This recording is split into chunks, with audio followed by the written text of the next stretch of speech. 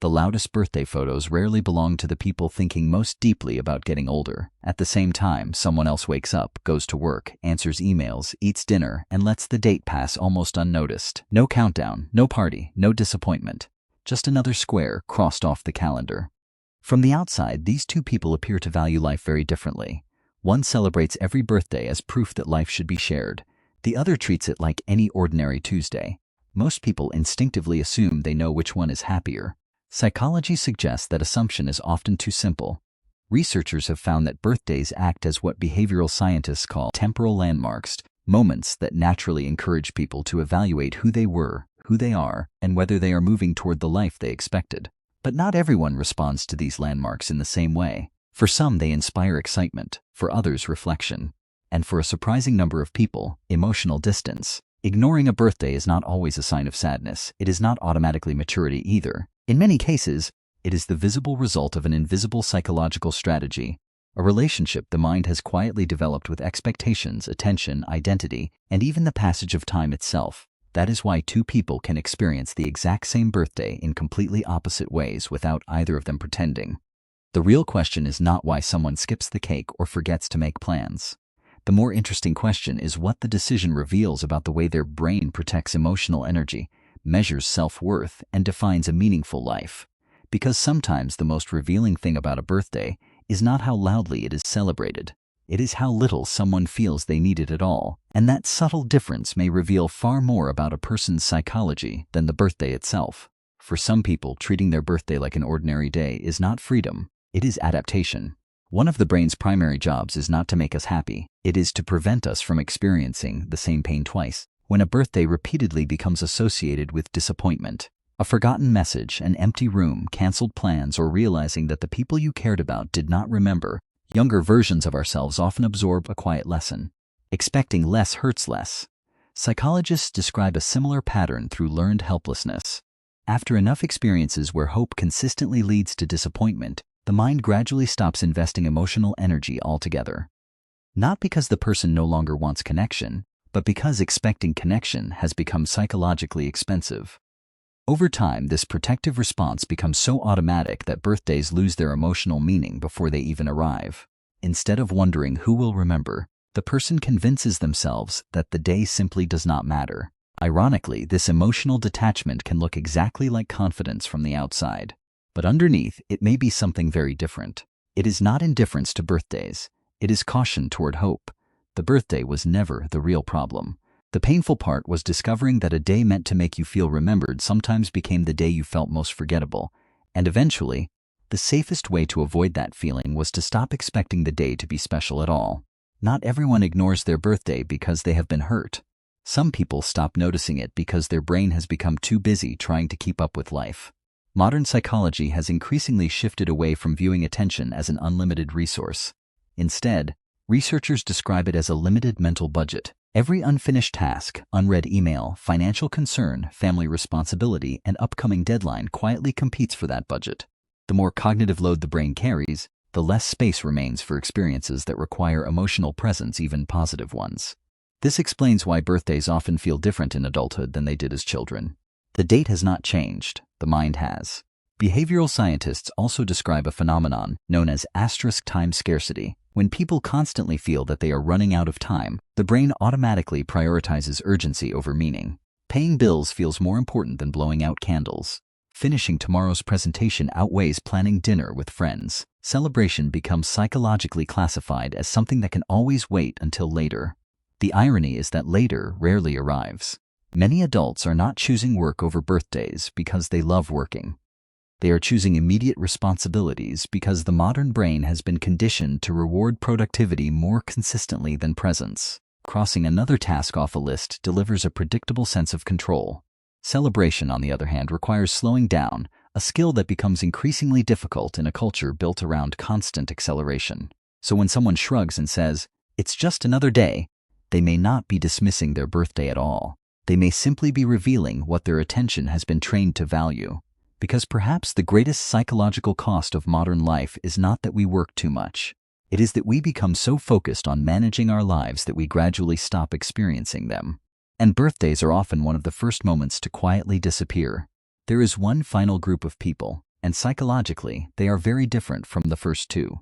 They are not protecting themselves from old wounds. They are not overwhelmed by deadlines. They simply no longer rely on birthdays to tell them they matter. One of the biggest misconceptions about emotional maturity is that it means becoming less emotional. In reality, it often means becoming less dependent on external signals to regulate how you feel about yourself.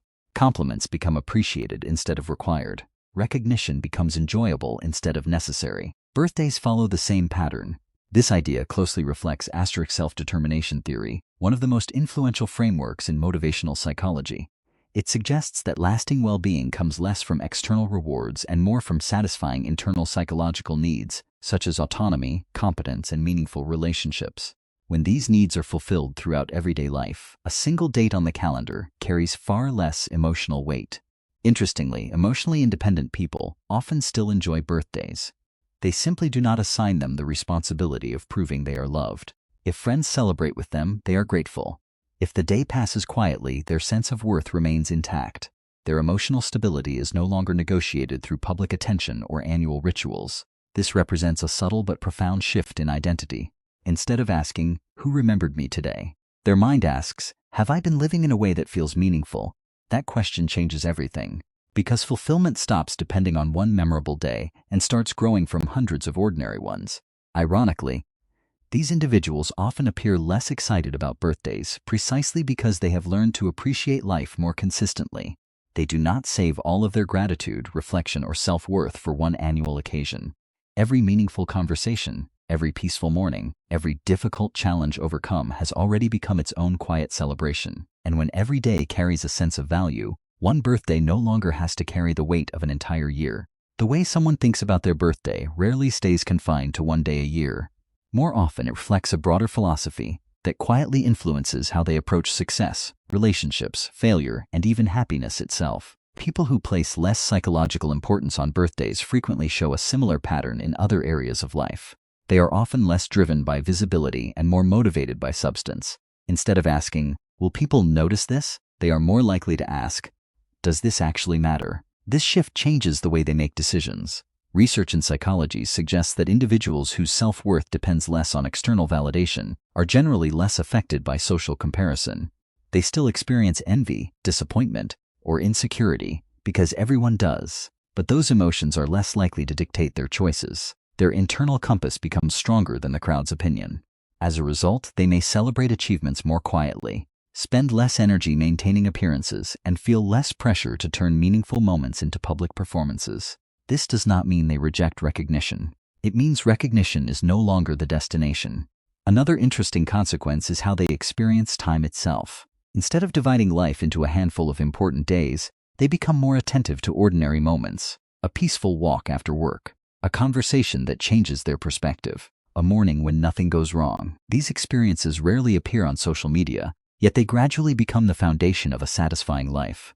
Psychologists sometimes describe this as shifting from asterisk event-based happiness to asterisk process-based well-being.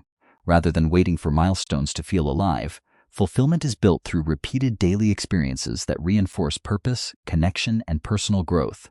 Perhaps that is the deepest lesson hidden behind an ordinary birthday. The less your happiness depends on extraordinary occasions, the more opportunities life gives you to experience it, because a meaningful life is rarely created by a few unforgettable celebrations. It is usually built from thousands of ordinary days that you learn to stop calling ordinary.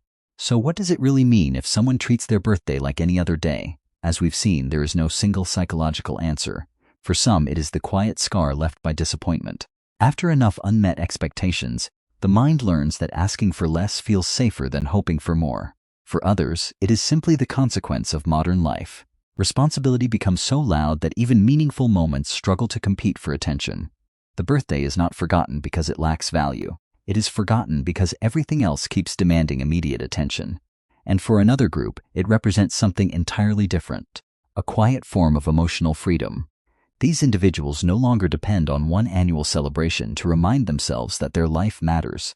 Their sense of worth has gradually moved inward, becoming less influenced by applause, notifications, or public acknowledgement. The fascinating part is that these three paths can look almost identical from the outside. Two people may both decline a birthday party. One is protecting an old wound, the other has found peace. Without understanding the psychology beneath the behavior, it is easy to mistake healing for loneliness or independence for emotional distance. That is why human behavior is rarely as simple as it appears. The actions we notice are often only the surface. Beneath them are years of experiences, beliefs, adaptations, and invisible conversations the mind has been having with itself. Perhaps the next time your birthday arrives, the most important question will not be how many people remember the date. It will be what your reaction to that date reveals about you. Does it uncover an expectation that still needs healing, a life that has become too crowded to truly experience, or a quiet confidence that no longer needs a special occasion to confirm your value? Because in the end, birthdays do not measure the importance of your life. Sometimes they simply reveal the relationship you have built with yourself during all the ordinary days in between.